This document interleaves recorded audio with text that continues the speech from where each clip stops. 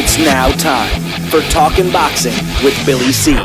It began as a podcast, went live on the net, and transformed into a full-blown empire. It's the only daily boxing talk show on the planet, hosted by the only guy with the balls to do it. Many have stepped into the ring. Many have tried to take the belt.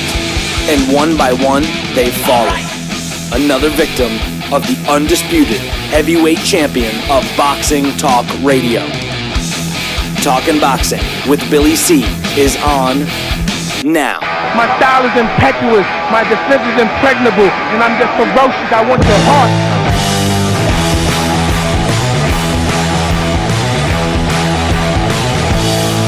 And we're coming to you live from the Billy C Studios in Lake George, New York. I'm Bill Calogero, and it's time for the Billy C Show. Good morning, good day, good evening, whenever you're watching or listening. I hope you're doing okay today. Today's show is being brought to us in part by Sal's Neighborhood Pizzeria and Italian Restaurant, located on beautiful St. Simons Island in the state of Georgia.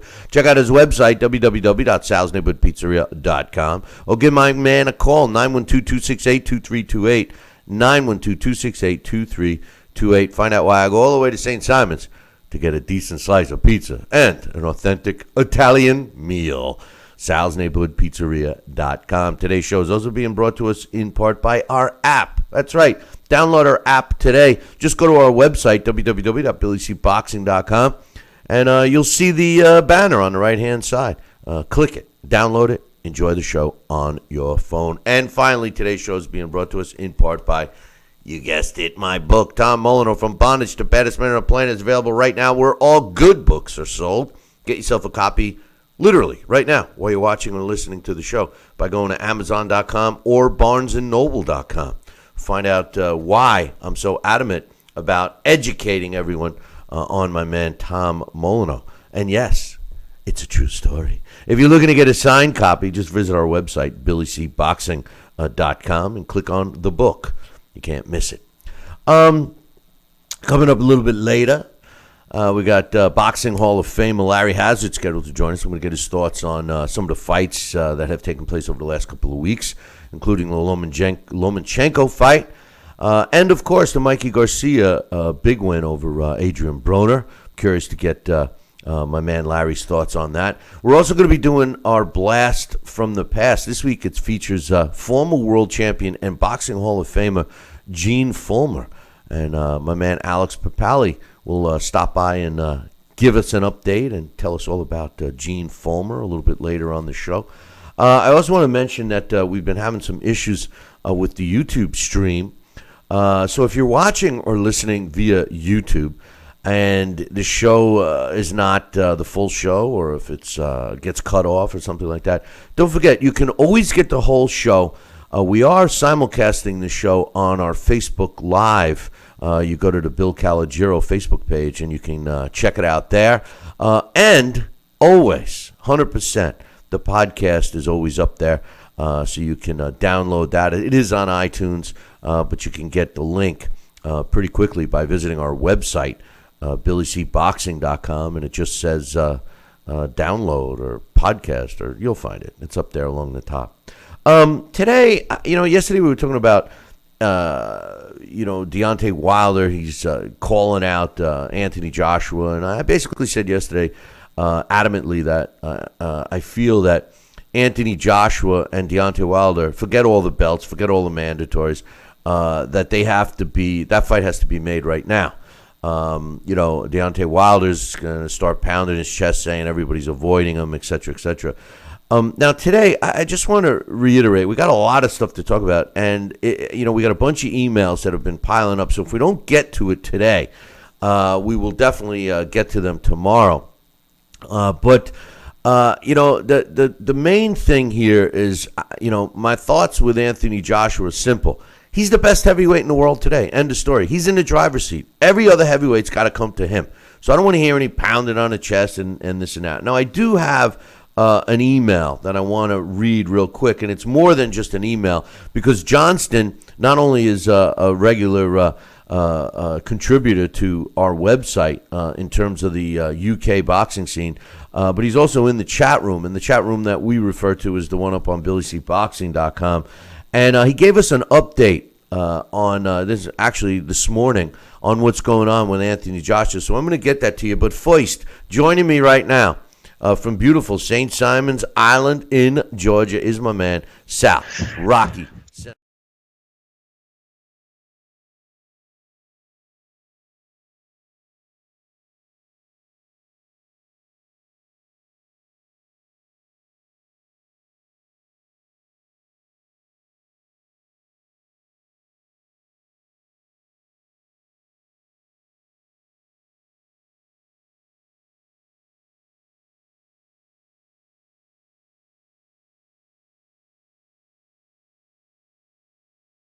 It's more than just an email, and okay. It kind of coincides with my feelings today and a lot of the discussion that's been going on about a potential matchup between Anthony Joshua and Deontay Wilder, as well as some of the mandatories that have been thrown in front of Anthony Joshua, which I believe, Sal, is going to result in Deontay Wilder crying and claiming that every heavyweight's avoiding him, which, just trust me, that's coming. It's coming. I could see you definitely being right on with that. Yeah, and yesterday the WBA reiterated that they're trying to basically combine all their titles, which, it's been taking them 150 years to do it. And one of the fights is Luis Ortiz, is the mandatory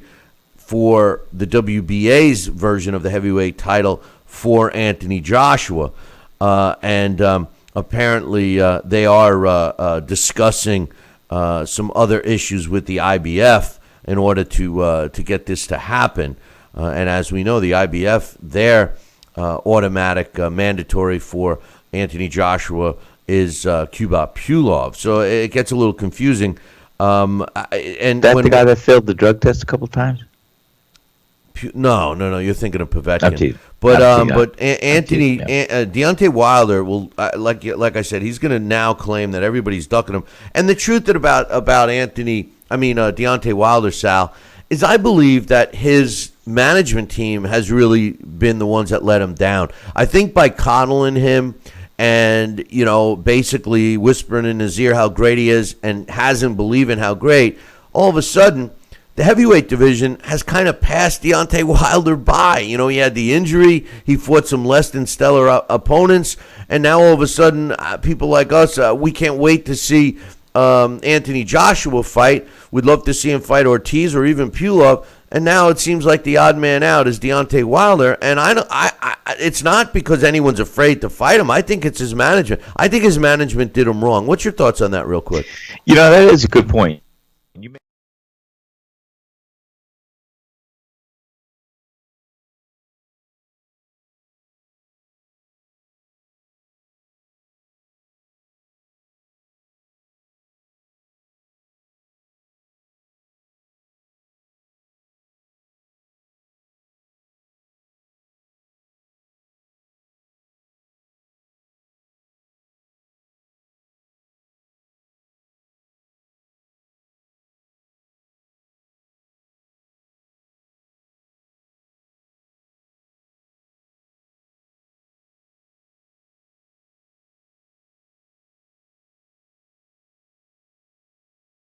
Discussed in depth yesterday is that forget the titles. All the boxing fans know that the top two heavyweights, really, in terms of drawing power and recognition by the fans, is Anthony Joshua and Deontay Wilder. So forget it. The heavyweight division and all the sanctioning bodies need the best heavyweights. Let's be real. No disrespect to Joseph Parker, but he's the least qualified world heavyweight champion who's a world heavyweight champion. I honestly mean this. I don't mean any disrespect to Joseph Parker. Just look who he's fighting. He's fighting Hughie Fury. Hughie Fury was the number one ranked guy in the WBO. When you're a sanctioning body, the main thing is to try to convince the fans that you're the legit sanctioning body. How can the WBO be saying that they're the legit WBO world champion, is they're the best guy in the world, when it's Joseph Parker fighting Huey Fury, Huey Lewis in the news, I was just baby say Huey, that. You took the words right out of my mouth. But that's it's a shame, I mean, when push comes to shove, right? When push comes to shove, absolutely.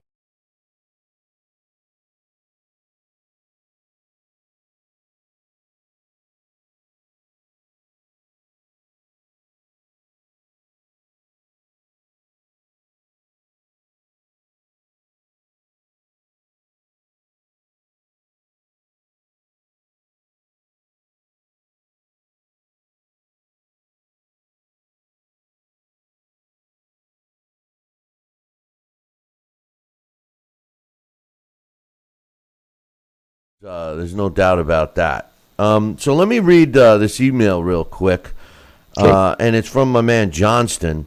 Before we get into some other stuff, he says last night, which he sent me this morning, and remember, there's a time difference. He About says 8 hours, last night Eddie Hearn confirmed that he's lining Anthony Joshua, up to fight Cuba Pulov on or around October 28th at the Millennium Stadium in Wales, which is being the most likely venue. However, Vegas is still in discussion. He said, this is what Hearn said, and we quote, we know that it's going to be Cuba Pulov. This is Eddie Hearn speaking. He says, obviously, there was an order made some time ago by the IBF, which we had to be part of and sign. If it wasn't Klitschko, then it was going to have to be Cuba Pulov, who's the number one challenger for the IBF. He's been AJ's mandatory for almost a year now, so he's due his shot. Probably at the end of next week, we'll make a decision. Probably right now, it looks like October 28th at the Millennium Stadium is a front runner. But again, plenty to do juggling around all the belts. He says also that he mentioned that Ortiz would be next in line at the beginning of the year, and then Wilder sometime over the summer. He says Luis Ortiz is the WBA mandatory. He says we have to fight Luis Ortiz after Pulov. And then Deontay Wilder wants to fight us, so we're mapping things out nicely. In an ideal world right now, we're looking at Pulev, Ortiz, then Deontay Wilder next summer. Things are looking good. Although Klitschko's retirement was a little bit of disappointment for us, we know that AJ has a long career ahead of him. We got to map it out effectively. He's just having a last little bit of time in the sun right now, and then camps start next week. Yeah, I think he's with Amir Khan's wife, but that's besides the point. He says, that's been the rumor. But anyway, Johnson says he thinks that Eddie Hearn will need to negotiate a better undercard for the Pulov fight because Pulov wasn't as popular as Klitschko. So maybe adding a couple of Welsh stars will fill the 74,000-seat arena. He says, I'd love to see Selby Frampton added, but it's well documented that Matchroom and Cyclone Promotions don't get along. He says Nathan Cleverly would also be a big name that would love to fight there. Maybe a domestic matchup between him and Frank Bugani. He says, with all that being said, I want Joshua Wilder just like you do, even if it means Joshua loses the title or even both. These sanctioning bodies are a joke, so it would be interesting to see what would happen if Hearn decided to go against the grain and kick the mandatory challenger to the curb to fight against Wilder. Would these governing bodies still have the bottle to take their titles away for such a big heavyweight matchup? I don't think so. Do you? And I answer you, Johnston, no, I don't. And we were talking about that yesterday. I really appreciate that update because it's not out in any of the news here in the States yet. But Sal, we have less than a minute. We'll come back and talk more about this. But the truth of the matter is, real quickly, I don't think that the sanctioning bodies, let me put it a different way. I don't think it would make sense for them to say, hey, that's it. We're stripping Anthony Joshua if he decides to fight Deontay Wilder right now. What's your thoughts? My thoughts, I'm still thinking about maybe we should have a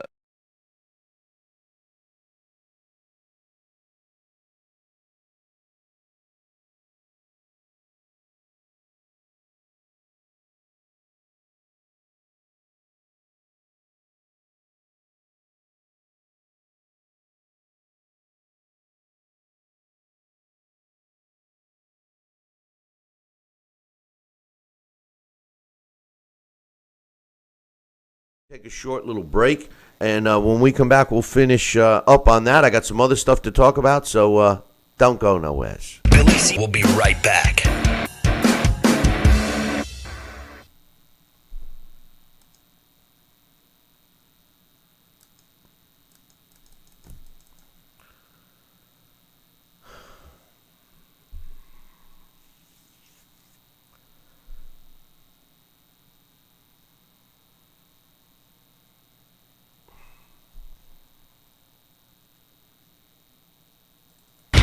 Check out BillyCBoxing.com now, or feel the wrath of the mighty mustache. Oh, that hurts! Why are you doing that to my face? I hate you! That's BillyCBoxing.com. Consider this your warning. Now back to Billy C. Interact with the show at BillyCBoxing.com.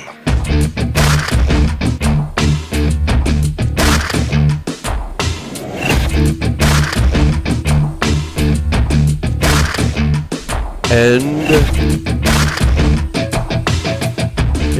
we're back. You're listening and watching the Billy C. Show. Glad you could be with us. And once again, we're having some issues with the YouTube feed. So if anybody can hear us out there that's not watching the YouTube feed, you might as well go on over to Facebook, because that's where you can watch the show, the Facebook live screen. So that's that. But I'm still here with Sal Rocky Senecola.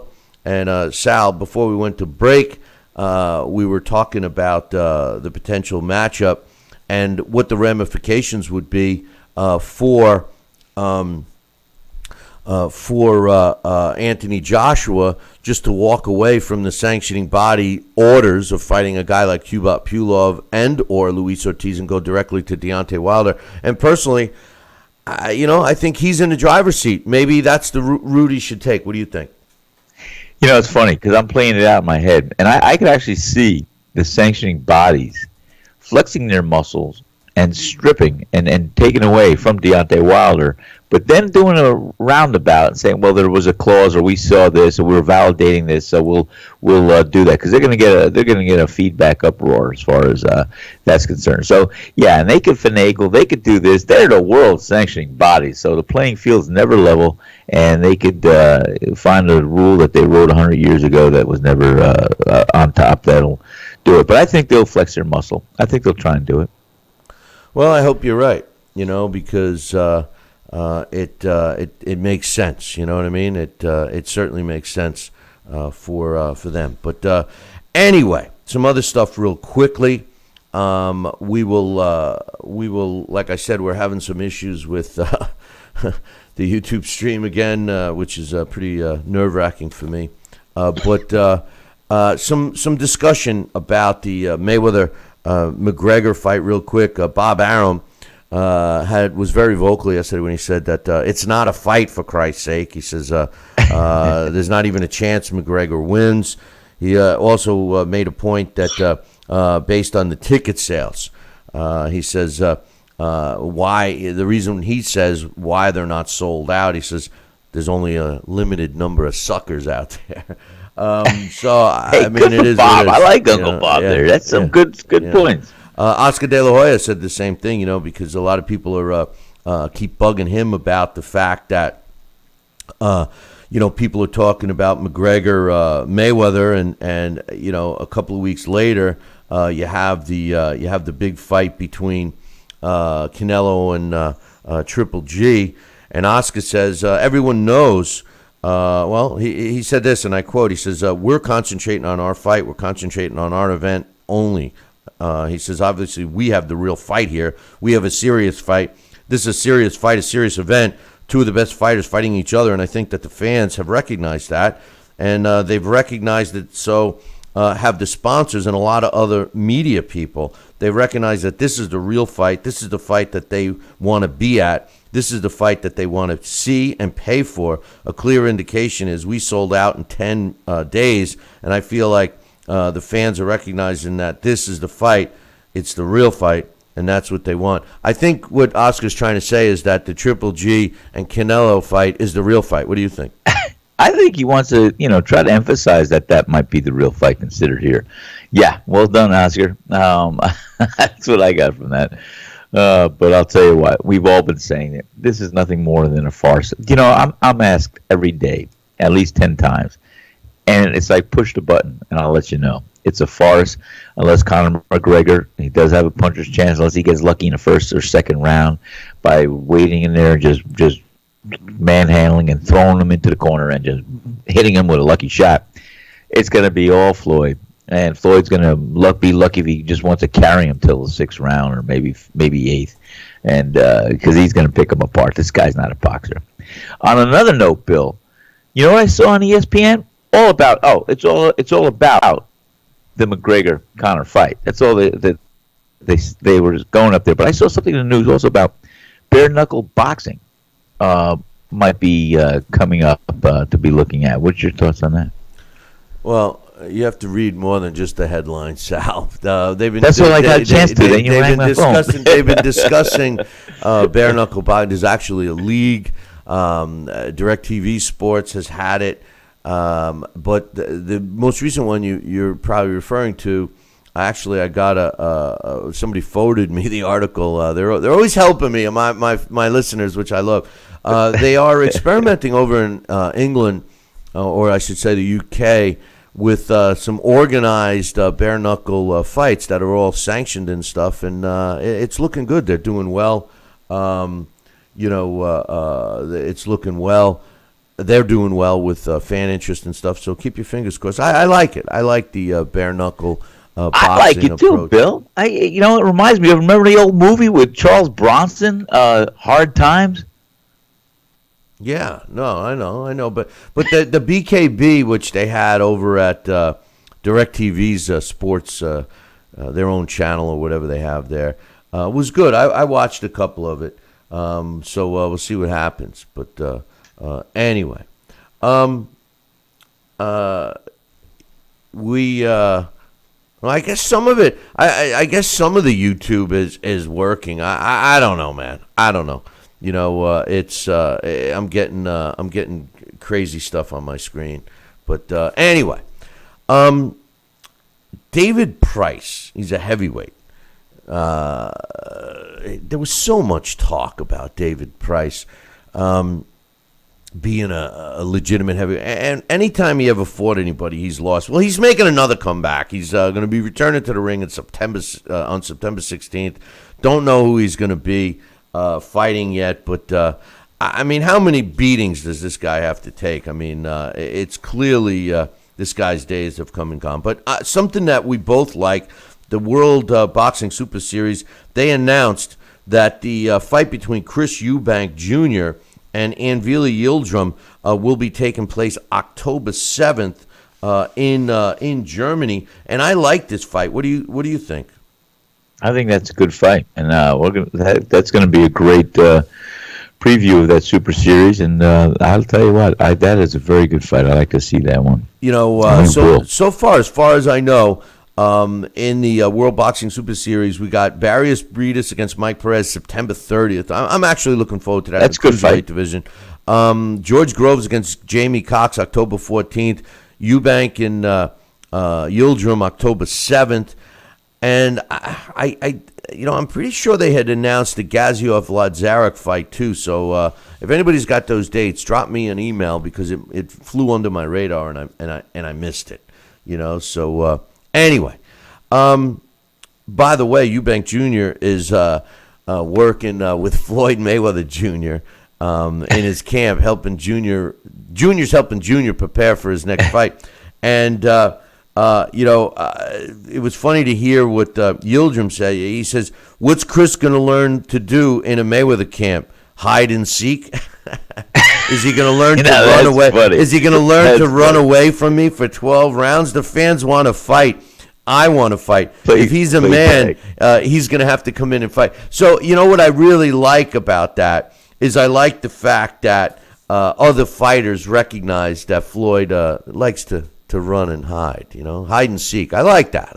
What do you think? Hide and seek, but you know what? I could understand and follow what I'm going to say.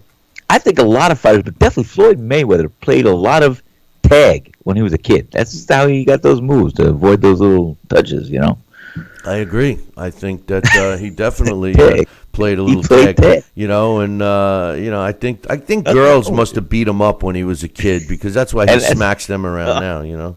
Wow. But I don't know. Hey, I mean, yesterday I was talking about some other fights that are going to be taking place, some good fights, some heavyweight fights. On September 15th at Foxwoods, two heavyweights are going to be going at it. Two undefeated or once beaten Alex Santos, 18-1, going up against Niall Kennedy.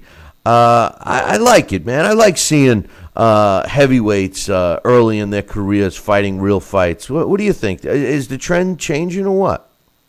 Like I said, Bill, we were crying and moaning about, the fight game the last couple of years, and I told you, I think that really boxing was in a hibernative state where it was going to reboot itself, and we're going to see the evolution of boxing taking its great case to be back on top. And I see definitely some of those points and those signs, wanting to recapture the fan base and wanting to move ahead and be back as far as being in the living rooms and being talked about and having the water cooler discussions. So boxing is making a big effort right now, and I think it's a great thing to embrace and to help promote and to help create and stimulate. So I welcome those things. One last thing, and then Sal, you're going to be taking a break here for a while. But one last thing, the WBC, we touched on this earlier in the week, but the WBC was notified by Team Anthony Derrell that he suffered a regrettable injury. Now, every injury is regrettable. We're just not sure what type of injury he suffered, right. But he suffered an injury, and he was supposed to be fighting for the vacant WBC super middleweight title against Greville. Against David Benavidez. And now, based on the next highest ranked opponent that's available, that's how they do it now, Ronald Greville is the guy that's going to be fighting him. He's currently the NABF champion and is, according to the WBC, the highest available contender. All the other top fighters in this division are in the World Boxing Super Series, so I think it gives you a pretty good taste of what we should expect from the WBSS. But I think more than that, Sal, it gives us a pretty good indication about this whole Derrell brother thing. These guys don't seem too good for boxing. What's your thoughts? No, well, I wasn't going to go there, but you just mapped it out, and you're right. I feel, you know what, when you have too much drama and you're looking for this and that and everything else, I mean, the rhetoric compounds itself, and, it's like, again, I use that term. It's all the fluff without the stuff. Just do what you got to do, and it's too much confusion and rhetoric and compounding issues upon issues, and it's the drama crap that we don't need. Exactly. No, I hear you.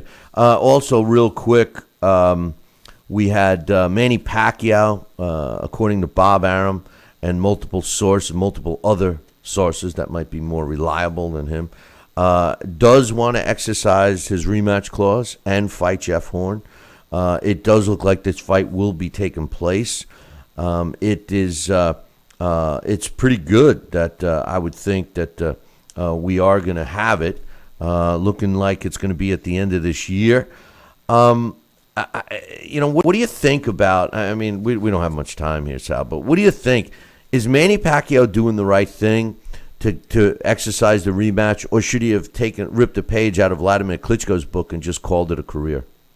Well, you know what? I think Manny's got to do this to prove himself, and maybe some of those rumors were correct. He wasn't 100% that night. He didn't train as much. I don't know. Manny's got to look in the mirror. Now, I'll tell you what. I'll give you a prediction right off the bat. I think Jeff Horn will beat him more convincingly this time, and Manny will be going away in the sunset. That's my prediction right here off the cuff. Yeah, well, I disagree. I don't think. There's no way Jeff Horn. Well, you know what? I've said that before.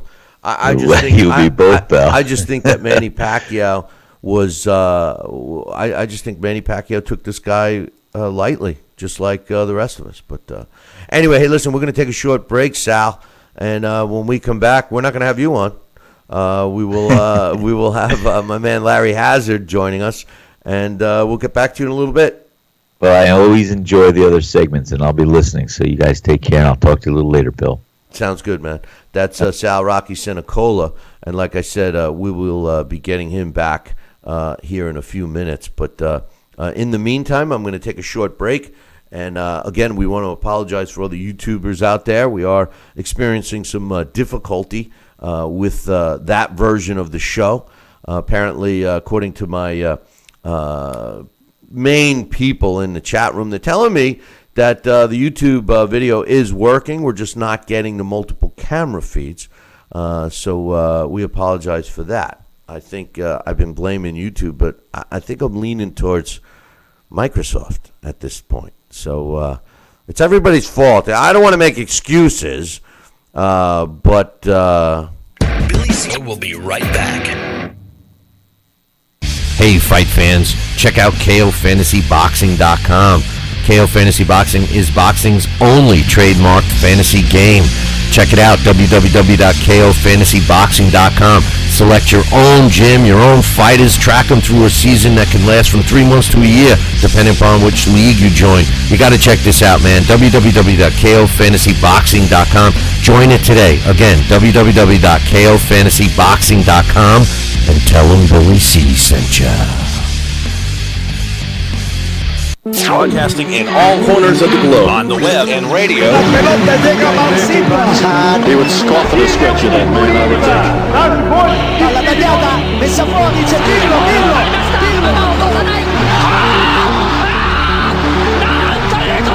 You're listening to Talkin' Boxing with Billy C. from upstate New York in the good old US of A. Boxing is here to stay because we are here to stay. The best 2 hours of boxing talk on the airwaves. The one, the only, Don King. Makes me feel good, Billy, to have you, the #1 show in the country, talking boxing with Billy. So I invite each and every American that's listening to this great show to tune in, because we want you to be there with Billy and me. Check out BillyCBoxing.com now, or feel the wrath of the mighty mustache. Oh, that hurts. Why are you doing that to my face? I hate you. That's BillyCBoxing.com. Consider this your warning. Now back to Billy C. Interact with the show at BillyCBoxing.com.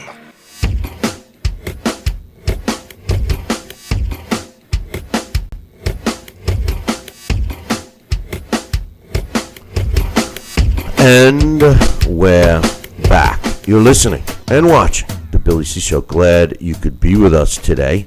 And I'm having all kinds of trouble today, man. Nothing seems to be going the way I had planned, because I had planned to have my man Larry Hazard join us. And I think I may have Larry on the line right now. Larry, are you there? No, I'm not. He's not, he says. But I will try one last shot at my man Larry, and then if not, we're going to move forward. You know, we have some issues going on. There was a fight that was announced, and I got my man Larry on right now. Right, Larry? Is that you? That's right, Billy. What's going on, buddy? Oh man, I called the other line, and I was like, oh, maybe I made a mistake. But what's happening, brother? Hey, everything's cool. Everything's cool. Good to be back. Yeah, well, we've been having all kinds of technical issues here the last couple of days. So I don't know. Maybe I was off for a little bit. Maybe it's me. But in any event, I got to get your thoughts on some stuff that has already taken place and some potential stuff that will take place. First and foremost, I want to get your thoughts on the fight that took place a couple weeks ago. A fight that I absolutely loved between Mikey Garcia and Adrian Broner. I mean, I know you weren't that high on Broner ever, and I know I was. But at this point, everything Mikey Garcia did, I mean, if you look at Mikey Garcia and the performance that he had and his approach to round by round, I can't find one thing that was bad. What's your thoughts on that fight? Well, let me start out by saying that I had a very photogenic eye when it came to Broner. As you can recall, I was never, in my opinion, Broner, whoever his management is, I don't know whether it's Al Heyman or Mayweather or whom, but they should be given the Nobel Prize for management or whatever you want to call it. They should be in the International Boxing Hall of Fame for management. This guy, are you telling me he's a 4-division champion? Really? I can't even think of a memorable fight that Broner had, except when Paulie Malignaggi got robbed over in Brooklyn. I was there at the Barclays Center. I said, this guy? I said, he's doing all of this talking. I said, he's nothing. I've seen good amateurs with more basic skills than Broner. And so, that I've been saying from the beginning that Broner is nothing but an amateur, a good amateur. And Mikey Garcia proved it. I mean, he put on an absolute clinic against Broner. And so, like I'm saying, it ain't about billions, baby. It's only about hundreds, as far as I'm concerned, when it comes to Broner. Because if there's ever been a fighter that talked a good game, certainly he did. Now, I give him, all the credit in the world. He had a good role model. He tried to be the second coming of Floyd Mayweather. But the one thing that he forgot that Floyd Mayweather has a masterful gift and a masterful mastery of basic boxing skills, defense.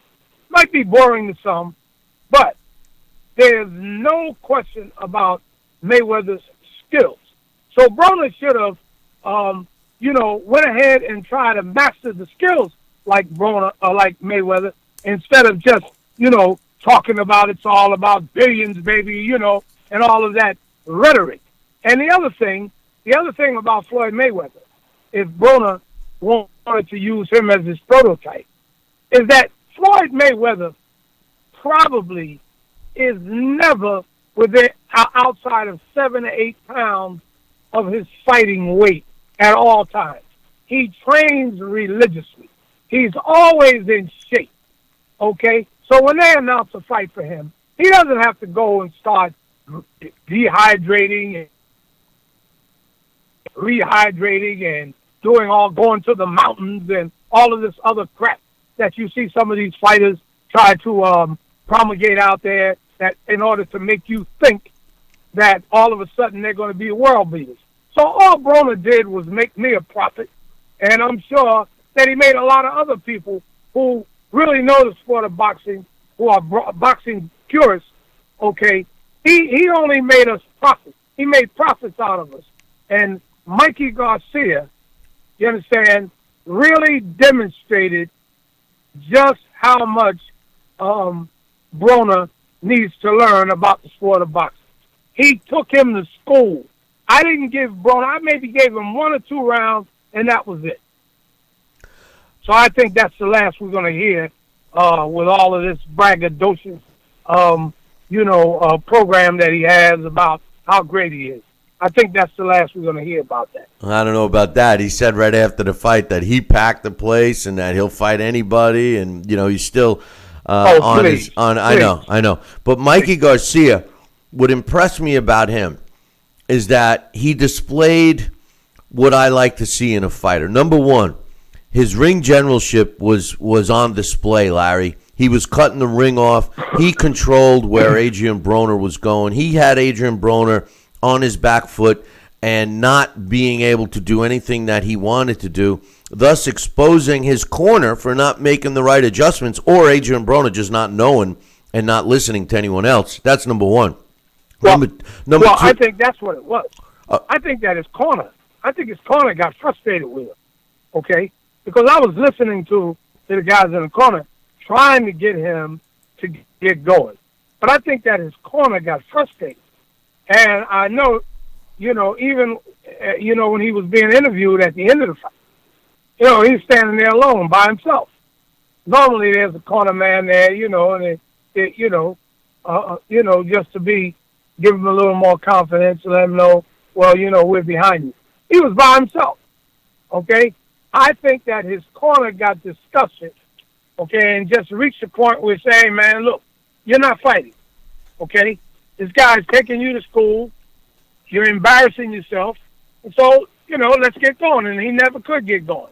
Yeah, but my point, Larry, is that kind of dialogue is rah-rah stuff. They weren't giving him any constructive criticism. They weren't giving him any, hey, you got to start doing this or that. It was all, hey, you go beat this MFer and, all of this stuff. That's all you heard from him, from his corner. And meanwhile, Garcia, what Mikey Garcia did, and I love with fighters, they take it out of the judge's hands to make, we don't want to say that judges, are swayed one way or another, but, I believe a lot of them are. And what has taken place in a fight like this, Garcia takes that out of the mix. There's two things you can do. You can either knock your opponent out and just end the story right there, or you could do what Mikey Garcia did. Adrian Broner lands 2 punches or throws 2 punches. Garcia throws back 6. Broner throws 4. Garcia throws back 8. And that's how a judge can't possibly steal a fight from a fighter. And that's where I give Mikey Garcia a lot of credit. He also was breaking down his opponent, going to the body, then to the head. He never stopped. And thus keeping Broner moving backwards, Broner kept looking for a place to hide. I don't know. Mikey Garcia's stock, in my eyes, went way up, Larry. And not only that, he says, well, I'm staying as my champion in my weight class. I'll move up to any weight to fight the right fight. So I can't say enough about the kid. I would like to see him be a little more emotional, but hey, I love the performance. Well, I can't argue with that. But going back to Broner's corner once again, isn't that what we've pretty much been reduced to from most of these corners anyway? In terms of instructions. So I didn't see anything new there. Most of these corners don't give real instructions anyway. That's why it's so easy for us to pick out the few real trainers that are really giving instructions out there. And Mikey Garcia's corner happened to be one who was giving him instructions, strategies, minor adjustments here and there, and like you say, he took it out of the hands of the judges, gladly, okay? But, I still sit on the end of my seat, even in fights like that, where a fighter clearly has won, but you never know where these judges are going to go. But they got it right this time. But like you said, and his corner was emphasizing, Mikey's corner was emphasizing to him, keep the pressure on. He's going to try to steal a round away from me. You listen to him. To keep it, come in behind that jab, keep the combination, give me angles. You heard all of this. Yep. These are the types of instructions that I like to hear. So, that corner, that fighter, they were all 100% in that fight. And that's what was needed. And, of course, Mikey Garcia is the type of fighter that Adrian Broner has always had trouble with anyway. As I had said prior to the fight, I said, Mikey Garcia brings to this fight all of the elements that Broner always has trouble with. And the thing that has always bothered me about Broner is that I never saw any improvement in Broner. When I saw him, I go back to the Malignaggi fight once again, because that was highway robbery, in my opinion, the way that he stole it. And I said, ever since that fight, I have not seen any improvement in Broner's skills and his mastery of the ring geography. He was the same old Broner. You know, you get a little flurry at the end of every round to try to steal it, a lot of rhetoric, a lot of talk about how great he was, you know, and all of that. So, you know, Mikey put all that to rest for me. But I give credit to his corner. I give credit to the way that Mikey took the fight out of the hands of the judges. And like you said, every time Broner threw a little combination or whatever, Mikey came back with 5 or 6 punches, you know, to top that. So I think that was a great lesson for a lot of the young fighters out there who saw the fight. You know, take that lesson there to the gym with you and remember that in their upcoming fight. Because it was a total clinic as far as I'm concerned. I agree. And the bottom line is Mikey Garcia, he did something that fighters don't do anymore. He fought. You know, I mean, he threw punches. You know, he actually knew that he had a fight in there, you know, to win the fight. And it was impressive. One thing I want to mention real quick before I move to the next fight is, well, this is actually a fight, but Charlo brothers, right? And in this case, Jamal. These guys come in, they're in shape and they look good. But here's my hang up, Larry. You know, I've yet to see a Charlo brother in the ring with a guy the same size as them. I don't know how they do it weight-wise, but, you know, it's very disheartening. You know, when you see, to me, I'm not interested in watching a high school kid beating up a kindergartner. You know, I mean, it doesn't prove anything, you know. And that's what I see with these Charlo brothers. And, you know, we saw it when Jamal Charlo fought Jorge Sebastian Highland on that same card. It was, like, sad to see. There's no reason for Charlo to pound his chest saying how great he is, and he gets his reward of his management constantly putting him in with less than stellar opposition that has no chance against him. His reward is he gets the winner of Triple G Canelo, which is going to really be the first real fight the guy's in. You know, how do you go from being, you know, 2 or 3 weight classes bigger than all your other opponents into facing a guy like Triple G or Canelo? What's your thoughts on the progress of Jamal Charlo? Well, I think that he does possess, I think both of those brothers do possess some good basic skills. Ronnie Shields, I think, has done a good job with Jamal and his brother. Ronnie, of course, in my opinion, is one of the top trainers around. As far as the opponents are concerned, I think you're hitting on a good point there, Billy. You know, because, you know, I do believe that you can do a fighter a great disservice when you always give him, you're putting him in with guys in which he has a great physical advantage as well as skill-wise, because he doesn't really learn how to make adjustments under fire. You know, we really don't get into a real battle where we got to see how our relationship, cornerman and fighter, mesh. So that could be a serious drawback for him when he steps up, you know, to the Triple G's and some of the other guys that he's looking to fight.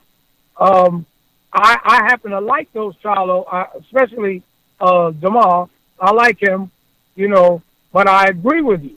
I would like to see, you know, them equalize this thing a little bit more physically, because they have been given a lot of gifts along the way. Yeah, so, it's like what we've said. I hope it doesn't. It's like what we said in the past, Larry. It's like we said in the past. You know, everybody looks good when they're working out on a heavy bag. You know, and yes, and I agree with you. Both the Charlo brothers, they're in shape. They're good-looking guys. You know, I want them to do well, but I also want to see them against a guy at least their own size. You know what I mean? Because you could say Jorge Sebastian Highland was a quality fighter, and he was, but not at that size. You know, and it's nerve-wracking. And then it brings me to this next fight because it was similar. So just as I'm calling out the Charlo brothers for being put in with smaller guys. And this is a guy that I think you could make a really good argument about being a pound-for-pound top guy. I mean, you got Chocolatito, you got Garcia, you got Andre Ward, and you got Lomachenko. And Lomachenko is just such a talented guy. But his fight this past weekend against Miguel Mariaga, I think his stock went down. And the reason why I think it went down, Larry, is because, he was clearly eons above this guy in talent, okay? But again, I noticed that he was the bigger fighter by a lot. He looked like two different weight classes. And then when he was trying to showboat a little, he got caught. Yeah. So it's like there's one thing to showboat. I mean, when Sugar Ray Leonard, and I know you and I always end up bringing up Sugar Ray Leonard, but when Sugar Ray Leonard used to showboat, he showboated, and the showboat that he did made the opponents look bad, but they certainly didn't catch him. Yes, Lomachenko was showboating against Mariaga, but several times while he was doing it, like when he was waving him in to fight him against the ropes in the corner, Mariaga connected 3 times with him. He had one good shot overhand and 2 body shots. One was a little low, but you get hit with a shot like that, next thing you know, you're showboating and you're saying, what happened? So what was your thoughts on his performance? Well, I'm going to tell you the truth. I listened to this Kellerman guy on HBO. He's already made Lomachenko the greatest thing since sliced bread. Makes me wonder how much of a percentage he's got in his management. But I'm not that hot on Lomachenko. Let's see what he can do with a guy like Rigondeaux or one of those guys. Okay? I am not that hot on Lomachenko. Okay? And now they got him pound for pound, the greatest and all of this other nonsense. Come on. He hasn't, in my opinion, really earned anything yet in boxing. Now, his fight that he had with Mariaga, okay? And I agree with you 100%. He's trying to showboat and all that. His stock went down because all that showed me was just how much lacking the fighter. This was nothing but a gift. Why didn't he knock him out, early? He should have went out in 1 round. Should have been over, okay? If his skills are so much greater that he could showboat. Now, Sugar Ray Leonard, since we mentioned my favorite, when Sugar Ray Leonard, he showboated with everybody. He not with a gift. He was showboating against Hagler. But that was for Sugar Ray, it was more of a strategy and a psychological ploy. A lot of these guys are showboating just to showboat only because they're just that much better than their opponent. So I don't appreciate that type of showboating, especially when you're in against nobody, okay? When you're in against nobody, you should just go in 1 round, 2 rounds, and knock him out right then and there. But he's getting caught showboating. So is that really showboating? He really doesn't even know what he's doing. So, as far as Lomachenko is concerned, I'm not really that high on him yet. Let him fight Rigondeaux, and let's see what happens. You're right, and that's the fight that they should make. But and finally, the last thing I wanted to talk to you about really is all that's on my mind. Aside from looking forward to, Triple G against Canelo coming up in a few weeks, all that's on my mind right now, and no, it's not McGregor Mayweather. What's on my mind is Anthony Joshua and who he fights next, and because of these damn sanctioning bodies, he's got to fight Pulov, he's got to fight Ortiz and this and that. Well, lo and behold, out comes Deontay Wilder, and I've been critical of Deontay, and it's not really Deontay, it's his team, holding him back. He hasn't fought anybody, and a couple weeks back they're saying, he's going to fight Ortiz, and I was getting emails from people saying, oh, no, it's not going to happen. It's just a ploy. And next thing you know, he's calling out Anthony Joshua, right? So this morning, I got some correspondence from one of our UK reporters, and he was telling me some recent stuff that Eddie Hearn said last night in the UK about Anthony Joshua. And one of the things was that, he wants to, fulfill his obligation to the IBF, which is Kubrat Pulev. That's next. That'll be sometime in the fall. Then Luis Ortiz, which is his obligation for the WBA. And then sometime in the summer of next year, of 2018, he'll face Deontay Wilder. Now, my thoughts are this. Number one, I truly believe that Anthony Joshua is in the driver's seat, Larry. He's the best heavyweight in the world.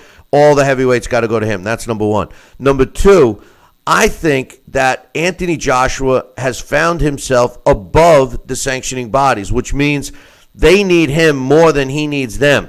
And if I were Anthony Joshua and his team, and if I were Deontay Wilder and his team, I would make this fight now, Larry, because they don't need the belts. Everybody knows that the regarded two top heavyweights in the world today, because of the retirement of Klitschko, has to be Anthony Joshua and Deontay Wilder. Why not make this fight now? Let's make this fight in the fall, close out a great year of boxing in 2017. I think that this fight should be made now. It does not need marination. It doesn't need Deontay Wilder to pound his chest and say everybody's ducking him, because that's the next thing that's going to say. I mean, what's your thoughts? Well, I agree with you, Joe. I agree with that. Make the best fights now. All of this sanctioning. Look, I work for a sanctioning organization. Okay? So you've heard me say it over and over. That's a business. All right? That is a business. They suck it for as much as they can get, and then you get the big prize. Okay?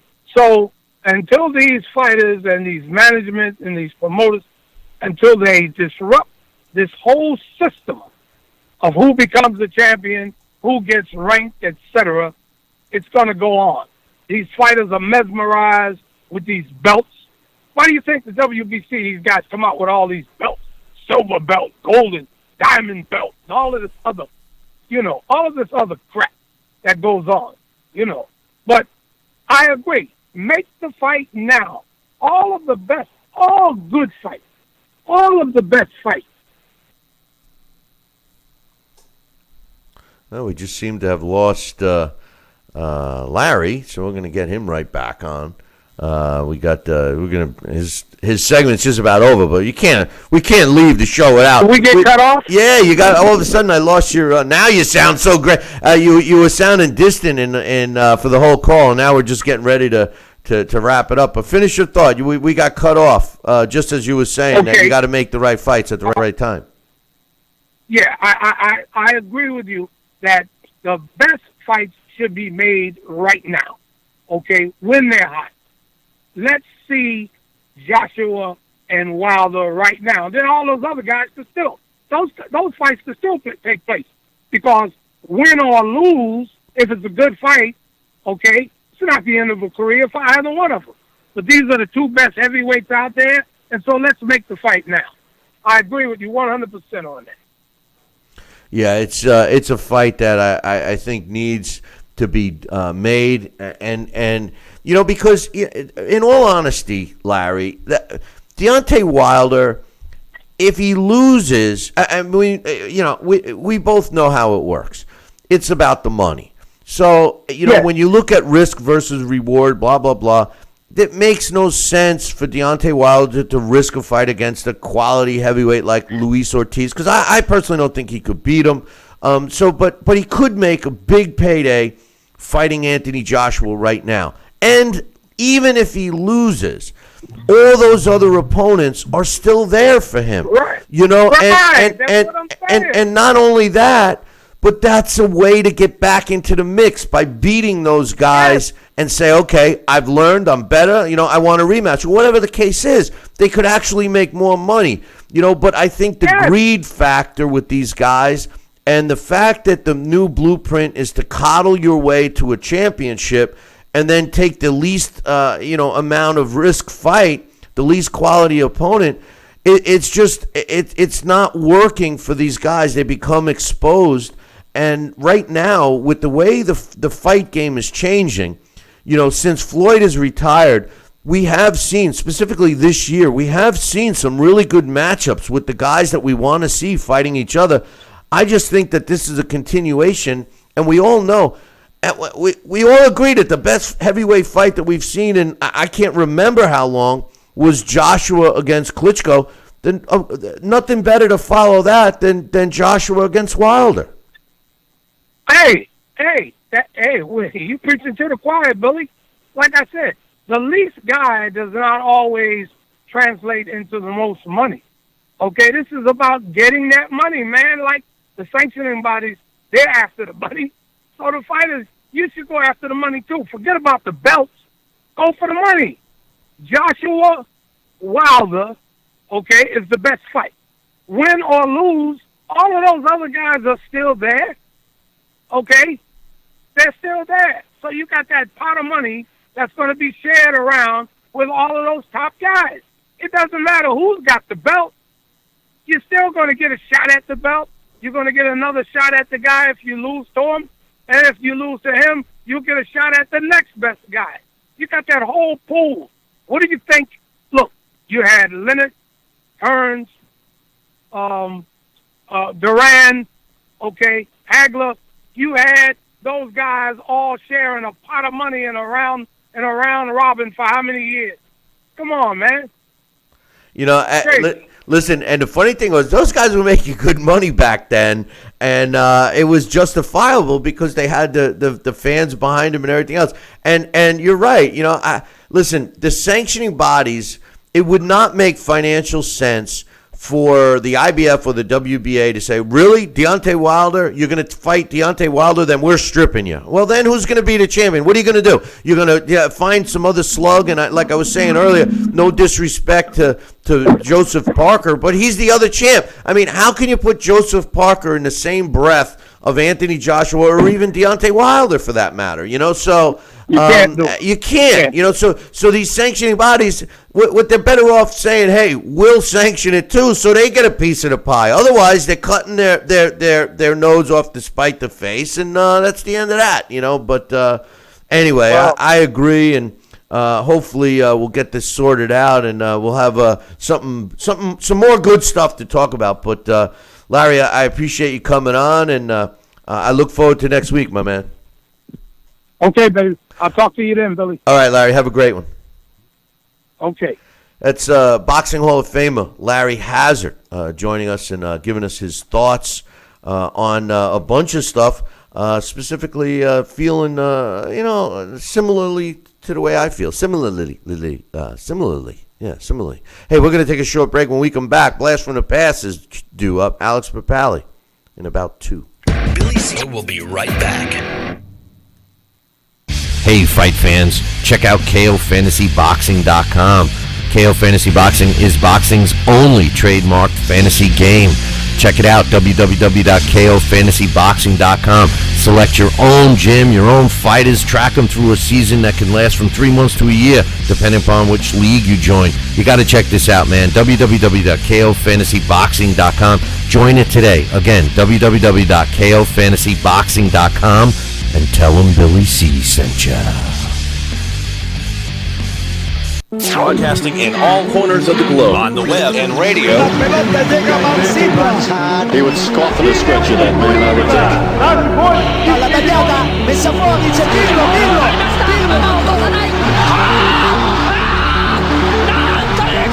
You're listening to Talkin' Boxing with Billy C. from upstate New York in the good old US of A. Boxing is here to stay because we are here to stay. The best 2 hours of boxing talk on the airwaves. The one, the only, Don King. Makes me feel good, Billy, to have you, the #1 show in the country, talking boxing with Billy. So I invite each and every American that's listening to this great show to tune in. Because we want you to be there with Billy and me. Check out BillyCBoxing.com now, or feel the wrath of the mighty mustache. Oh, that hurts. Why are you doing that to my face? I hate you. That's BillyCBoxing.com. Consider this your warning. Now back to Billy C. Interact with the show at BillyCBoxing.com.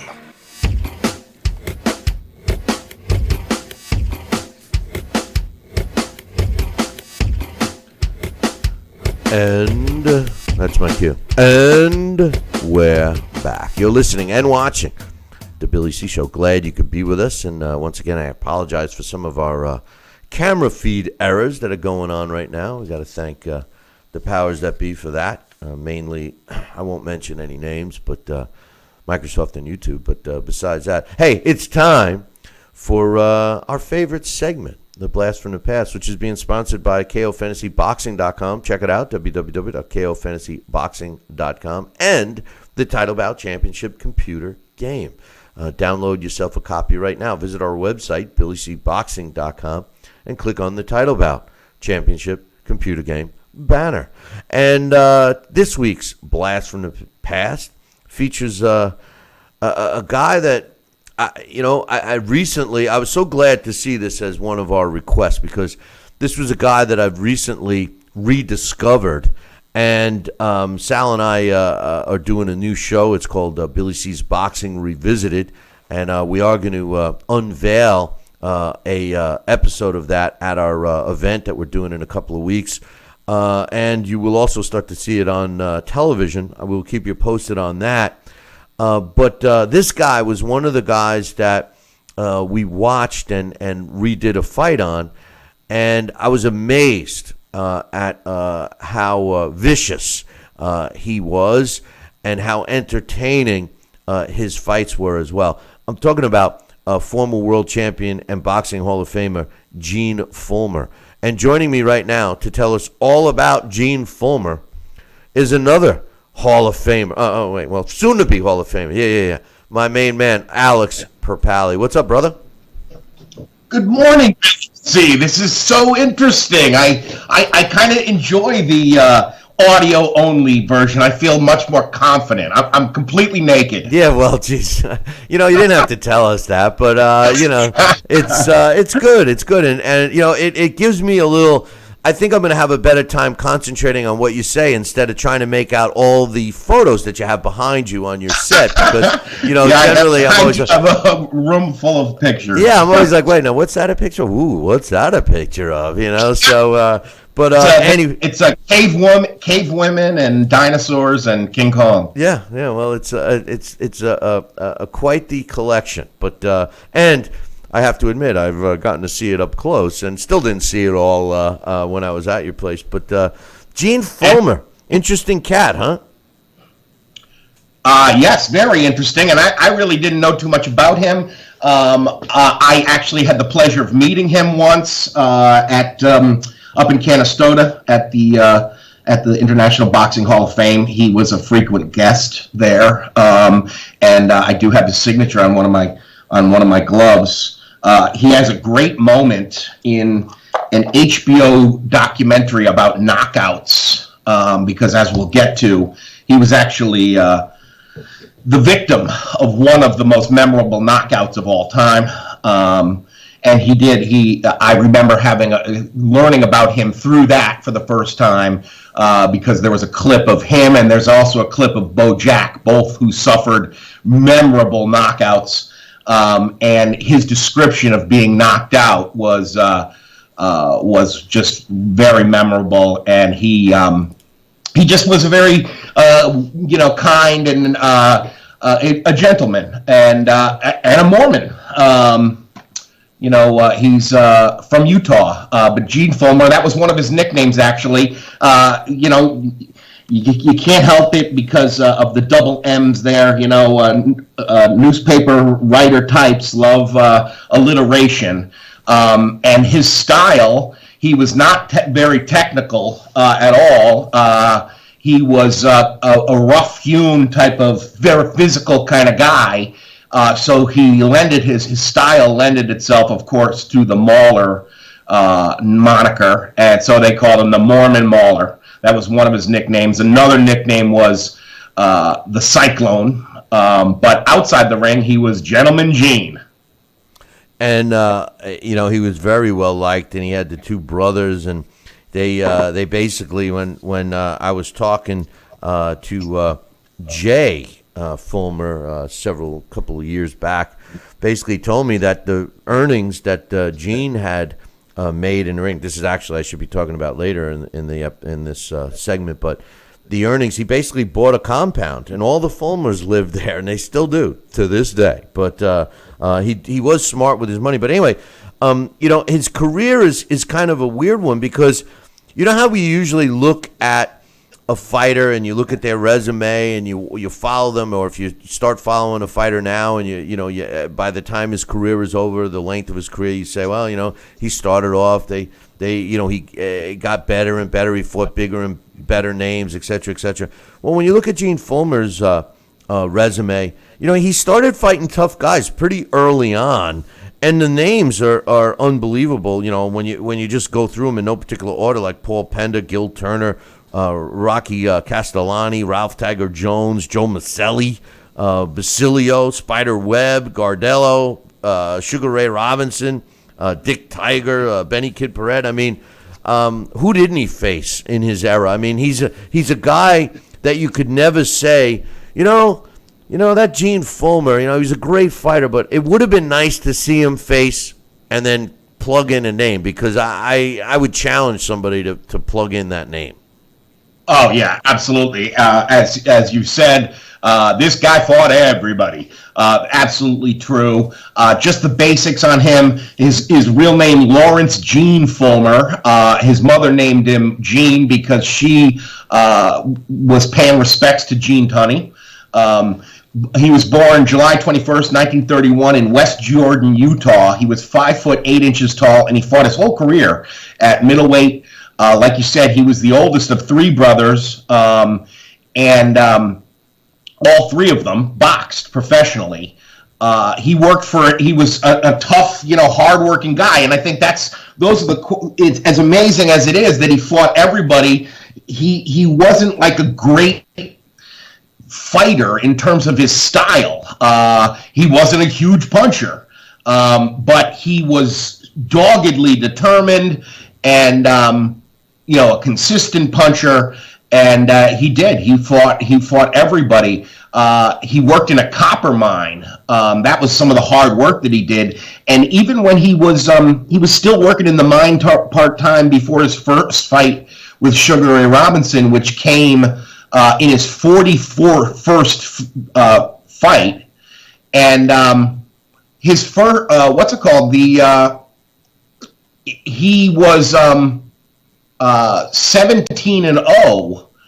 Where was it? Oh, yeah. He started boxing professionally in 1951, and he was 17-0 with 14 knockouts before taking a 2-year hiatus to serve 2 years in the Army during the Korean War. What's amazing is his mother naming Gene and respect to Gene Tunney. It just goes to show you, and I know I'm getting off track here a little bit, Alex, but it just goes to show you how important the sport of boxing was at one time. Today, even the most diehard fans, I'm not so sure they would do that. My daughter named her dog after Mike Tyson. I don't know if that counts, but but still, this guy, like I always say with these blasts, fought everybody. Well, his first world title shot was against Sugar Ray Robinson in 1957 at middleweight. Sugar Ray Robinson, who some of the young fans today don't want to give him the title of the best ever. And interesting fact, on May 1st in 1957, when he fought Gene Fulmer, Sugar Ray Robinson had a record of 139 wins, 5 losses, and 2 draws. He would go on to fight many, many more. But isn't it just ridiculous? I mean, just absorb that. I know. That's why I can't. And then you'd get an argument. Well, he didn't really fight anybody, and he did have 5 losses. What are you talking about? 139. But in any event, this was the knockout that you were referring to that Gene Fulmer suffered, because it was his first, and then the only other time he would be stopped would be his last fight, and he actually just wasn't able to continue in that one. So tell us about this fight. Right, so they had their first fight was January 2nd, 57, and Fulmer had won a unanimous decision. Robinson was older, but he was still, winning the middleweight title. I mean, he had been 4-time middleweight champion, he cut Robinson in that first fight, and he put him down once in the 7th round. He had come home to a hero's welcome. 40,000 people lined the streets from Salt Lake City all the way to his hometown of West Jordan, Utah, celebrating him. However, there were in the rematch, which came May 1st, 1957. When you think about it, that's just 5 months later, not even 5 full months later. Fulmer was ahead on points when he was struck with perhaps it's the most perfect left hook ever thrown, Billy C. Even Robinson himself called it the most perfect punch of my career. If you watch it, the replay, it travels maybe 8 inches and cracks against Fulmer's jaw, knocks him out at 127 around number 5. The HBO video on knockouts, he talks about how he remembers seeing Sugar Ray Robinson jumping up and down and thinking, boy, he's awfully in good shape to be able to be doing exercises between rounds. I remember that. I remember that. And I remember that interview. It was over, and he said to his trainer, he said, "What happened?" And he said, "Well, they counted 10." And he knew it must have been over him because he had no recollection of it whatsoever. Yeah, I remember that interview. It's funny when he said that, when he's going, I was wondering why he was doing exercises in between rounds, But, the thing about Gene Fulmer, and, not to discredit my man Sugar Ray Robinson for that punch, but Gene Fulmer, which his nickname, one of his nicknames would suggest, Cyclone, is he was always coming forward, Alex, and in addition to his movement coming forward and the timing and the location and the exact force behind that punch, kind of added. I mean, he kind of helped Sugar Ray Robinson knock himself out because of the fact that he was also moving forward right into that punch at that specific time. Yeah, definitely. It's really just that's what's the thing about boxing that's so beautiful. As much as it's violence, there's a poetry and motion about it. It is like watching a predator take out a prey item, and it's just absolutely amazing to see it. To give Max Kellerman credit, that's one of the things I always like about the way he describes boxing. Our best beats everybody's best. Our highlights are better than anybody's highlights in any other sport. You talk about Sugar Ray Robinson, and Gene Fulmer really fought Sugar Ray Robinson several times, and actually one of the fights that he and Robinson fought, we did a Boxing Revisited show on, which I won't really get into now because I don't want to ruin our show. But the fight that we also did one on that we will be showing at our event in a couple of weeks was the fight against Benny Kid Paret, which I feel was an instrumental and extremely important fight from a historical perspective, Alex, because in this fight, a couple of things took place. Number one, I've always said the best 3 rounds of boxing that I witnessed live was Hagler-Hearns, and I still believe that. However, the fight between Gene Fulmer and Benny Kid Paret that took place in December of 1961 was basically that for the entire 10 rounds it lasted. Unbelievable amount of destruction that both of these guys put on each other. And, in hindsight, and one of the things that we discuss on this new show, Alex, is how the rules have changed. And this fight with Benny Kid Paret in 1961, I believe, was the fight that really ended the life of Benny Kid Paret. As everyone recalls, he would fight several weeks later against Emil Griffith, and Emil Griffith would really beat the hell out of him, and he ultimately went into a coma and died, several days later. And that really set boxing back because it was on everybody's television set and in the living room up close. But if you watch this fight, Alice, and I'm sure you did, the damage that Benny Kid Paret and both Gene Fulmer took in this fight was unbelievable. And by today's standards and by today's rules, both of these fighters, not just Benny Kid Paret, who ended up losing by knockout, but both of these fighters would have been put on a suspension. Specifically, Benny Kid Paret easily would have been put on a 90-day suspension after the beating he took, and Gene Fulmer himself would have most likely been put on a 30-day suspension and not been allowed to fight as quickly as they did. What was your thoughts on the fight and the fact that, if this same fight took place, if the same exact fight took place, Benny Kid Paret against Gene Fulmer today, and the same result, everything was the same except the end, which would have been, a suspension, maybe Benny Kid Paret is alive today. Wow. Well, I tell you, I think that's absolutely, a terrific thesis. Unfortunately, I have not watched that fight. I have read about it, but I've never watched it all the way through. I most certainly will now. You're right. It did come right before that fight. And I remember the two of us talking about that once before. Maybe it was in a blast on Griffith, perhaps. But you're right. It certainly is one of those things that you wonder if what could have been, had there been a CAT scan, or what kind of medical attention was given to Paret after the Griffith fight, because after the Fulmer fight, because you're right, the fight with Emil Griffith that could kill him came just 3 months later.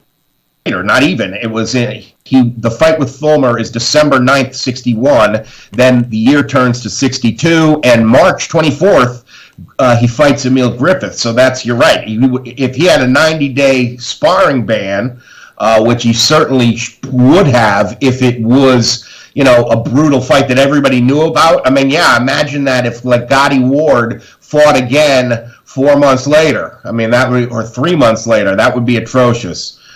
So yeah, you definitely make an excellent argument there, and I will post that fight actually, because I did just Google it and it is on YouTube. It looks like in its entirety. So I will post it with the little write-up of Fulmer. I'm a little late in doing those. I'm a little behind, but you're right. It's interesting because that certainly was, if you could say, even though maybe the title winning effort might have been the highlight for Fulmer. If you asked him, towards the end of his life, what was the highlight of your career? Maybe a lot of fighters say probably their first title.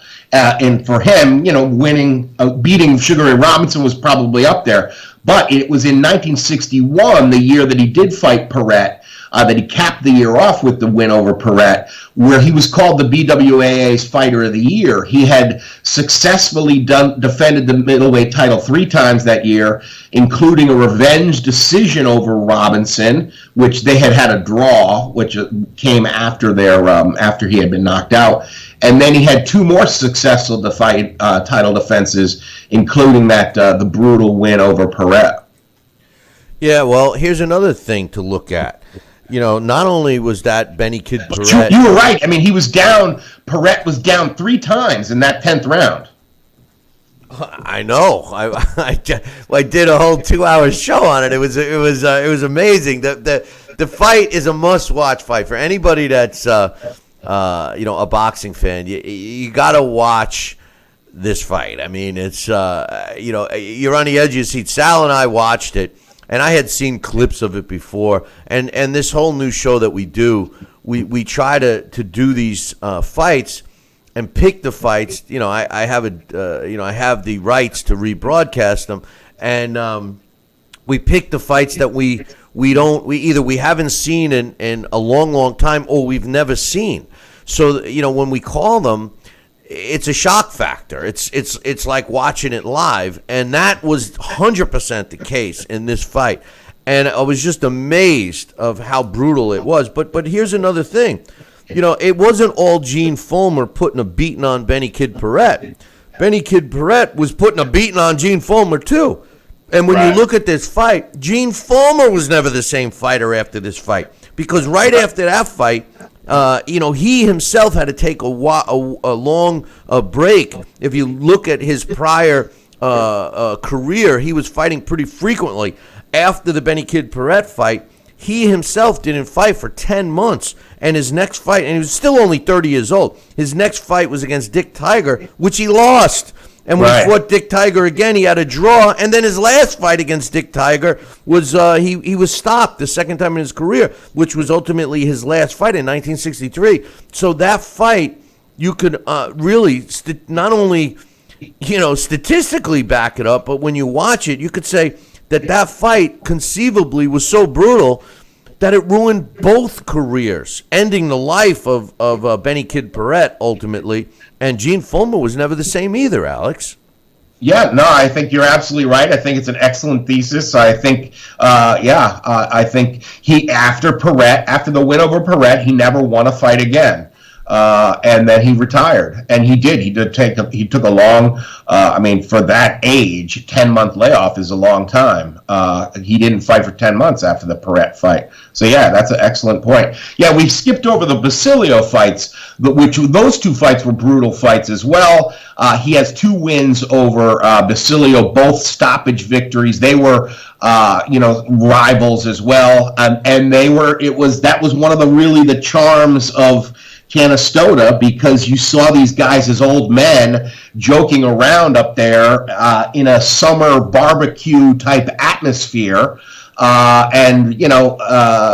that was just a wonderful thing. At one point, they had tried to savage each other, and that second, Fulmer was the naturally bigger guy of the two of them, and the first time they fought, Robinson had been stripped of the title because he was inactive, so it was for the vacant middleweight title, and that's when Fulmer, so he became a middleweight champion a second time with that fight, and in the second one, Basilio had a little Mike Tyson incident. I mean, I think that's the thing about it is that this sport repeats. He flipped out at the ref because he got so mad that the referee stopped him, and Fulmer was declared the winner in the 12th round of their second fight. And Basilio kind of goes at with a little bit of Zab Judah moment there. He kind of goes after the referee, but he doesn't actually swing at him. He kind of gives him a little shove. He sort of cocks his fist back, and the cop comes in and separates him. But Basilio was mad. But man, was he getting beat up. And Billy C., I just watched that clip again this morning, and he takes a body shot. I cannot believe he does not go down. It really is amazing that you're right. Those fights probably took a lot out of him as well. Yeah, and the last Basilio fight in 1960, he only happened to have followed that with 2 back-to-back fights against Sugar Ray Robinson. I mean, that's crazy. So anybody that wants to question the quality of a guy like Gene Fulmer, just look at the record; it speaks for itself. But how did he fare? What did he do afterwards? I know he was involved heavily with youth boxing in Utah. Do you know of anything else? Yes, they were careers I would love, and I love reading about them. He owned a mink farm, and he bred horses. So he was involved in what they call animal agriculture, if you will. And him and his brothers did run a boxing gym. In the title bout game, where the hell did I put it? I had him fight Golovkin and Canelo, and he did very well against the two of them. The first time they fought, it's Fulmer by unanimous decision. The scores are 117-111, 117-110, and 115-112. And when you think about it, this guy who is Fulmer, somebody who's fighting 15-rounders regularly, so today's 12-rounders, I don't know. Whenever it is a fighter from the 15-round age, I don't know, I give a big advantage to them because that is so different. Anyway, Fulmer was able to put Canelo down in the 7th and the 12th. When they fight 100 times, Fulmer dominates, 64 victories, 28 defeats, 8 draws. He stops Cinnamon 19 times. In Canelo's 28 victories, he has 11 KOs. And then against Gennady Golovkin, The first time they fight, he stops Golovkin, stops him at 157 of round number 5 by TKO.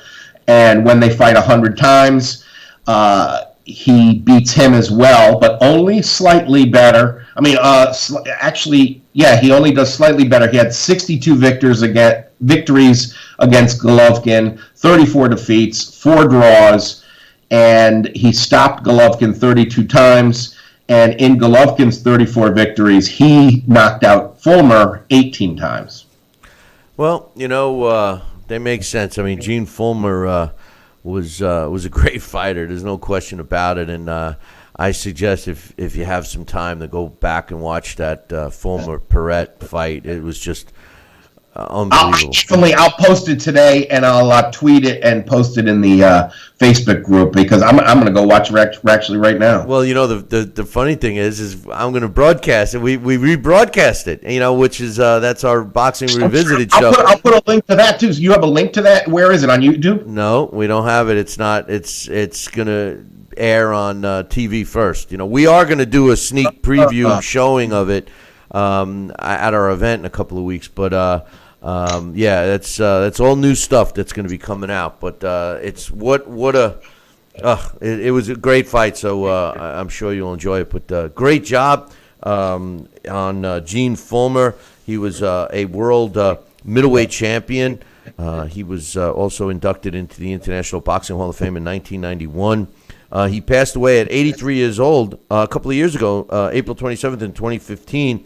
He had 64 total fights with a record of 55 wins, 24 coming by knockout, only 6 losses, in which 2 were lost by stoppage. The one that Alex was talking about against Sugar Ray Robinson, and then, of course, his last fight, which goes down on the record as a knockout when he couldn't continue after the 7th round. He did have 3 draws. And ironically enough, for a guy that was nonstop and landed thudding punches, to have only a 38% knockout ratio is pretty amazing. But then again, just look at who he fought, right? It really goes to show a difference. That's why today's stats seem so skewed to me, Alex. Yeah, it is. It's definitely the sport where you do wonder. The intangibles are just very hard to fathom, because the toughness, the character, and the physical requirements to do a 15-round bout, to endure what those guys endured, I don't know. It's hard not to think that overcomes the natural advantages of the modern fighter, modern athlete, which are, size, strength, diet, training, all those things. With boxing, it's the hardest one to really gauge, because you see those things like grit and durability and these miraculous forms of endurance in those old timers, and you wonder, couldn't that beat the science of the modern age? And I don't know. It's something you could really come to blows with in a bar, arguing one side or the other on the same night. Right. No, I know. And wait till you watch his fight. Because it makes me sick to think.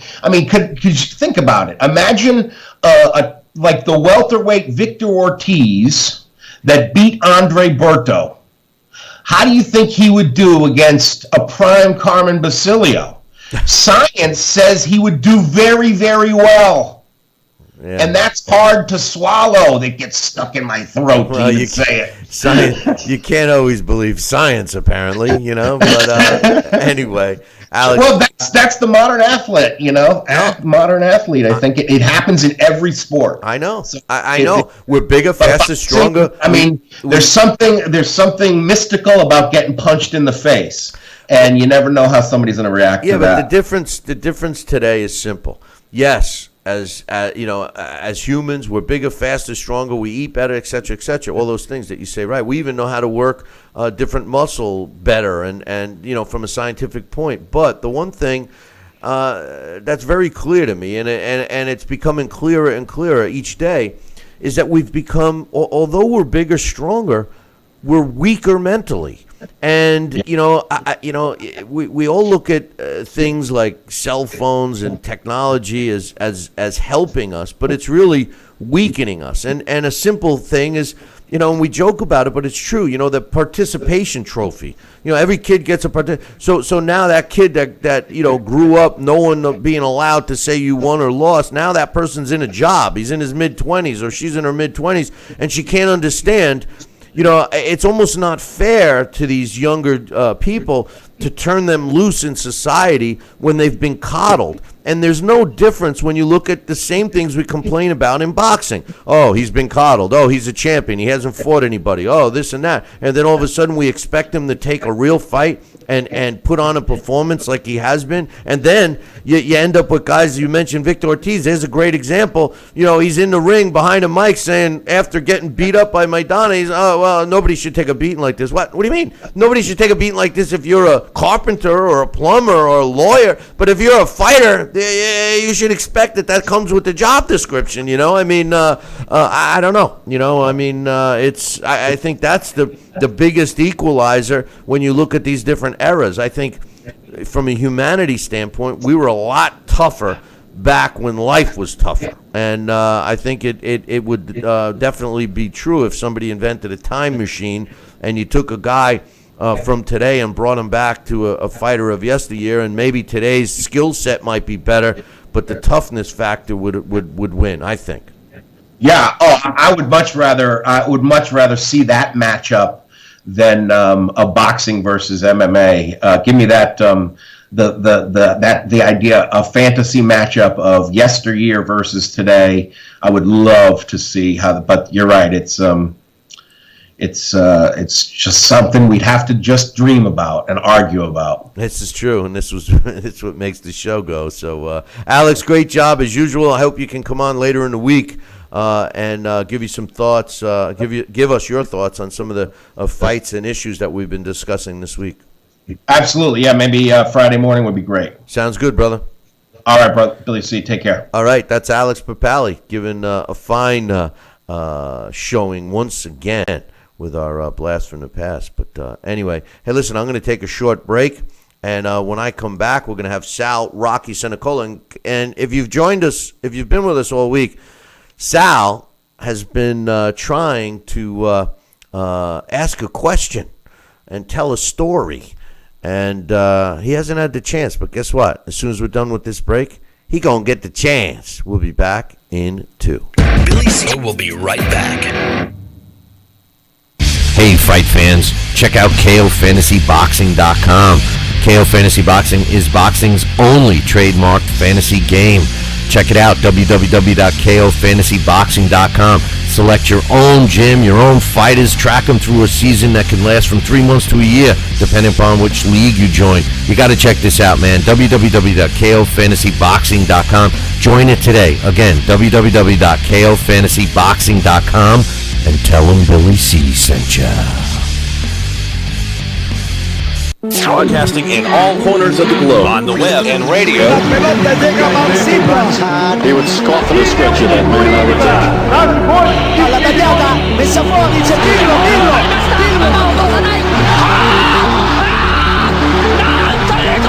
You're listening to Talkin' Boxing with Billy C. From upstate New York in the good old US of A. Boxing is here to stay because we are here to stay. The best 2 hours of boxing talk on the airwaves. The one, the only, Don King. Makes me feel good, Billy, to have you, the #1 show in the country, talking boxing with Billy. So I invite each and every American that's listening to this great show to tune in. Because we want you to be there with Billy and me.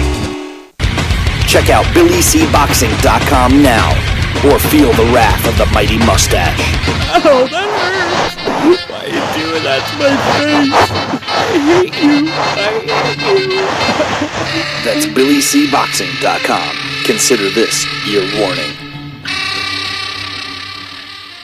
Now back to Billy C. Interact with the show at BillyCBoxing.com.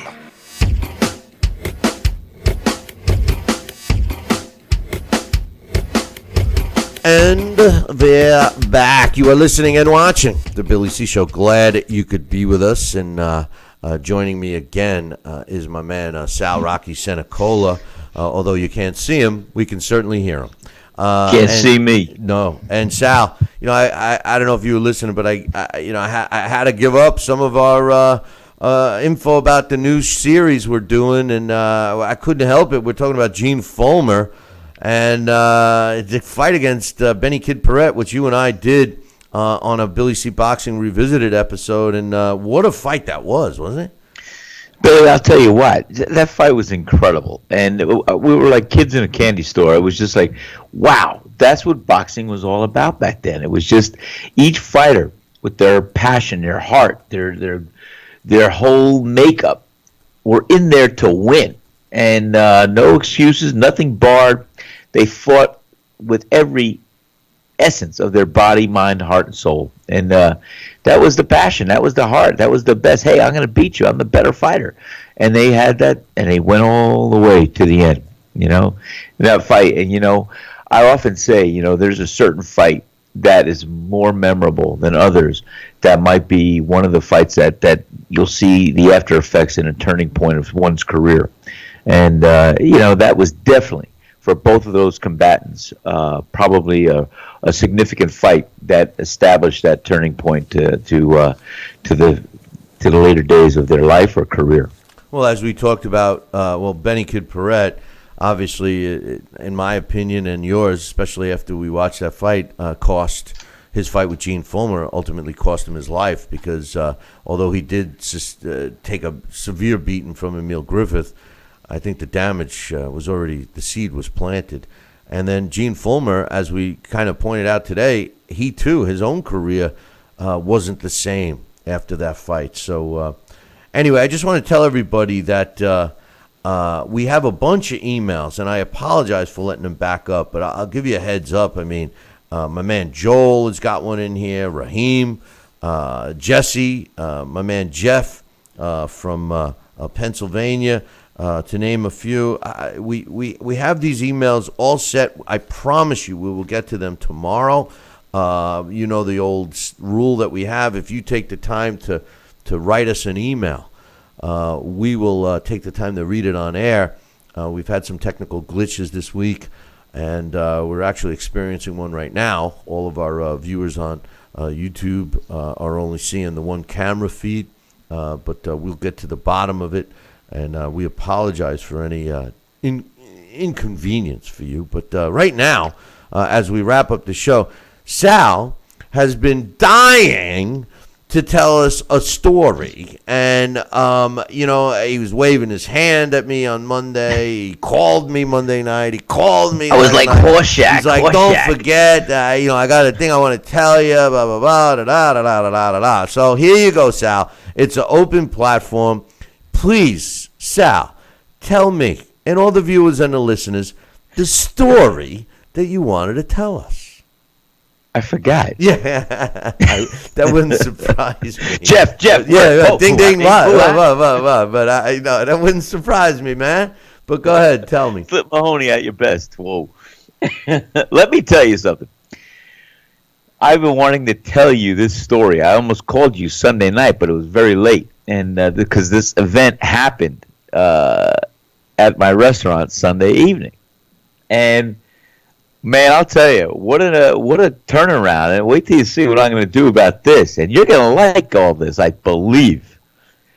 So this family, this very attractive, very wonderful family, they come in, and it's towards the end of the night, and they're sitting right at the table we put together in the middle of the restaurant. There's about 5 of them or so. And you can see the father and the husband, the leader of the family. He's sitting at the end of the table. So I go around to all the tables like I always do, making sure everybody's happy, everything's good. And this table, I believe the wife, she calls me over, waves me over, says, Sal, come over. And I went over. And I never really spoke to them one-on-one, but, they were talking to me, and I was talking with them. And really, just a great, great family. And I could see that they were enjoying their food. And they said, Sal, this is our favorite place. We stop here once a year, and we stay at Sea Island. And, we started talking more and more, and the guy at the end of the table, he says, "Hey, Sal, where are you from?" I said, "Well, New York, New Jersey." And he goes, and then the wife said, "Okay, we got to ask you this question, because we know, how New York and New Jersey is all with their fans and choices." And so she posed the question to me. She said, "Well, are you a Giants fan or a Jet fan?" And I said, "Well, that's the question. You know which way I'm going to go once I tell you I'm a New York Yankees fan." And of course he said, "Oh, so you're a Giant fan?" I said, "Yeah, I'm a big Giant fan. Yeah." And well, we're Jet fans here. I said, "Well, I Jets, and I just they were great, and I did go to a few Jet games."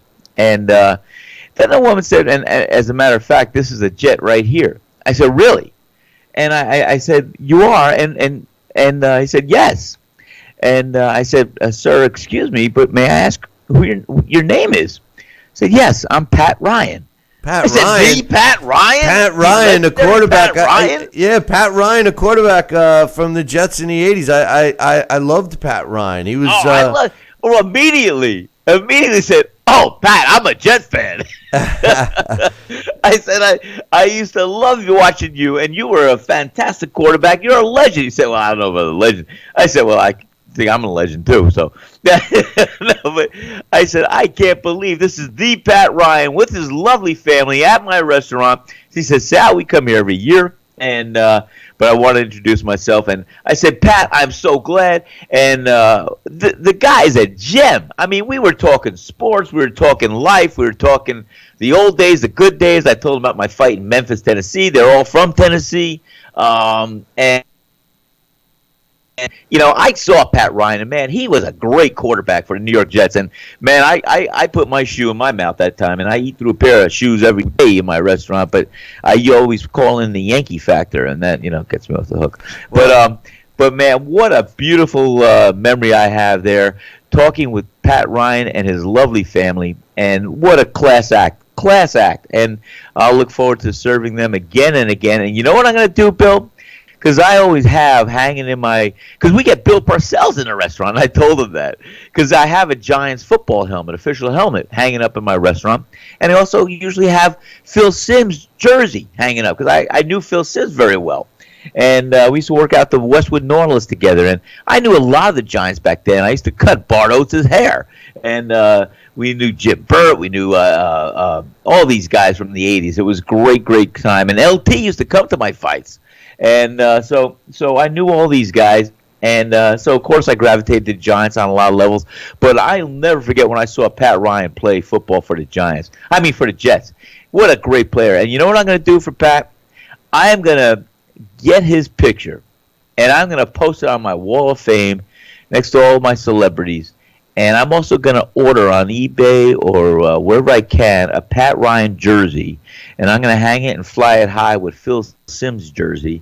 And so next time Pat Ryan comes in with his family, maybe if I can, I'll try and find an official New York Jet helmet. I could put it right next door to the official New York Giants helmet I have. But I'm going to do that for Pat Ryan because, man, I'll tell you what, like I said, class act 100% all the way. And he reignited my passion and my interest for the New York Jets. Well, you know me. I'm a diehard Jets fan. I got plenty of stuff for Pat Ryan. I can get you. And if you can't find a Pat Ryan jersey, just get his number, because I'm sure you know what that was, right? Absolutely. Yeah, what? What was it, Sal? I'll give you a hint. I hate you. It's between. I'll give you a hint. All right. His number that he wore with the New York Jets is between 9 and 11. Go ahead. I'll give you one shot. Jack Dempsey? Yeah, it's of Jack course Dempsey. He wore number 10. Exactly. Yeah, I knew you knew that one, Sal. I knew you knew that one. Hey, listen, everybody. We apologize for some of the technical glitches that we've had, but I don't want to make excuses. But it wasn't my fault. It wasn't Sal's fault. It was everybody else's fault. Trust me, because we don't like to make excuses. But But anyway. Listen, make sure that you guys tune in tomorrow, because we're going to have another busy show, and I promise everybody that sent us an email, we will get to it. I promise, tomorrow. And then Friday we'll have Alex come back on, and Dax is going to come back on, and we'll do all that stuff, all right? So listen, make sure you tune in tomorrow morning. Same bat bat time, same bat channel. Until then, ciao, baby.